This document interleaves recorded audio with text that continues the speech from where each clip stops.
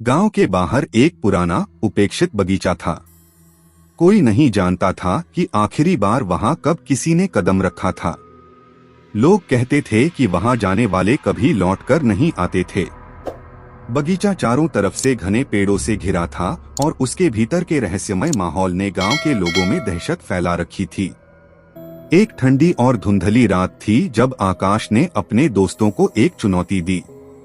वह एक उत्साही युवक था जो साहसिक कार्यों का दीवाना था। मैं इस बगीचे के रहस्य का पता लगाना चाहता हूं, उसने कहा। उसके दोस्तों ने उसे समझाने की कोशिश की, पर उसकी जिद के सामने उनकी एक न चली। आखिरकार वे सब मान गए कि वह अकेले जाएगा और सुबह होने से पहले लौट आएगा। आकाश ने टॉर्च और एक छोटे चाकू के साथ बगीचे की ओर कदम बढ़ाया। बगीचे का गेट जंग खा चुका था और बड़ी मुश्किल से खुला।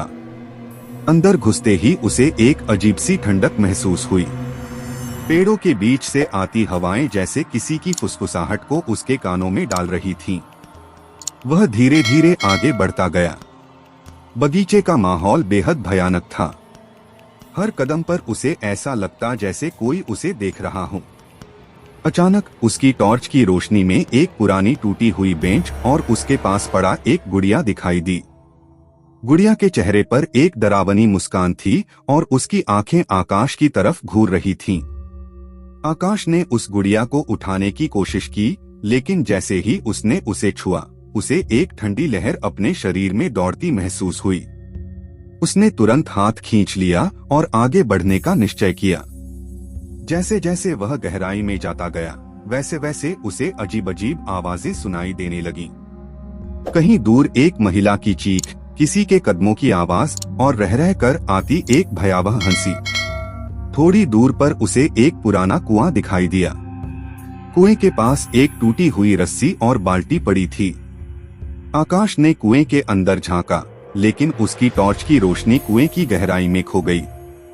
तभी अचानक उसे ऐसा महसूस हुआ जैसे किसी ने उसे पीछे से धक्का दिया हो। वह संतुलन खो बैठा और कुएं के किनारे गिरते गिरते बचा। डर के मारे उसकी सांसें तेज हो गईं।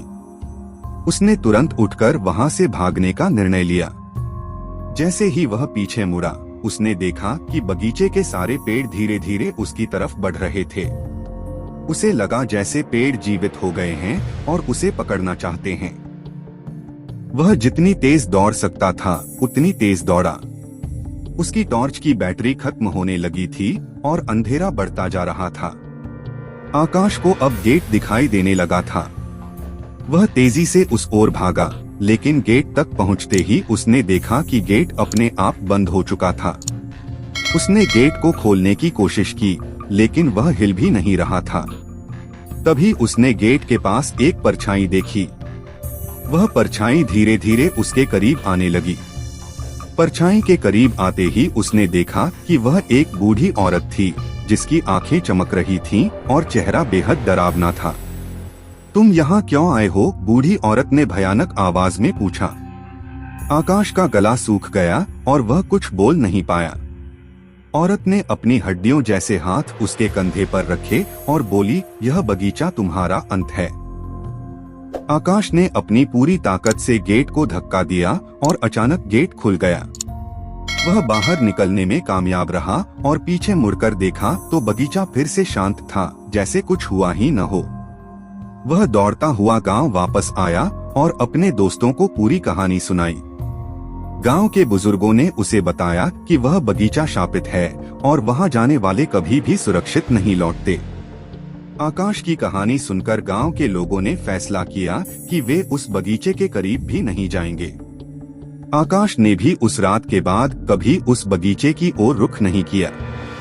बगीचा आज भी वहां है, अपने रहस्यों और भयावह कहानियों के साथ गांव के लोगों के लिए एक अज्ञात और भयानक स्थान बना हुआ है।